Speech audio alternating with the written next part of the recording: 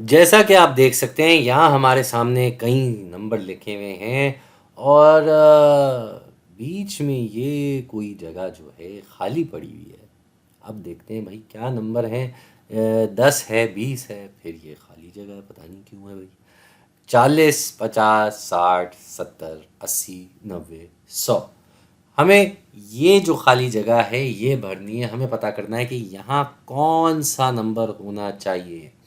अब इन सब नंबरों में क्या ख़ास बात है? इन सब नंबरों में एक ख़ास बात तो ये है कि इन सब के आगे सिफ़र आ रहा है। यहाँ सब नंबरों के आखिरी जो नंबर है वो सिफ़र है। तो इससे हमें क्या पता चलता है? भाई हमें पता है कि 10 के जो पहाड़े होते हैं उसमें जितने भी नंबर होते हैं उनके आखिर में सिफ़र आता है।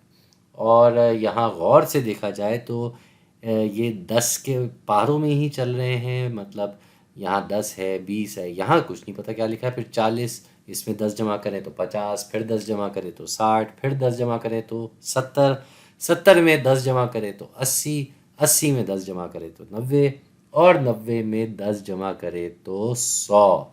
तो ये हम इस बात को यहाँ देख चुके हैं। हमने इस बात की वजाहत भी कर ली कि भाई ये तो 10 का पारा चल रहा है। तो उस लिहाज से यहाँ क्या नंबर होना चाहिए? बड़ी आसान सी बात है भाई। 10 में 10 जमा किया तो 20, तो इसी तरह हमें यहाँ पे भी 20 में 10 जमा करना होगा। जी बिल्कुल। तो 20 में 10 जमा करते हैं तो क्या जवाब आता है, इसको हम अलग से यहाँ देख भी लेते हैं। 20 में हम 10 जमा कर रहे हैं तो क्या होगा भाई? सिफ़र में सिफ़र जमा करें तो जवाब सिफ़र ही आता है, और 2 में 1 जमा करें तो जवाब आता है 3, यानी कि 30 है वो नंबर।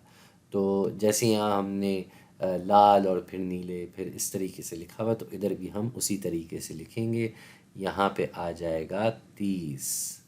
ये है भाई वो नंबर जो यहाँ पे नहीं था, यहाँ से लापता था। हमने पता लगा लिया ये 10 के पारे चल रहे हैं। उसी तरीके से उस लिहाज से यहाँ 30 नंबर होना चाहिए।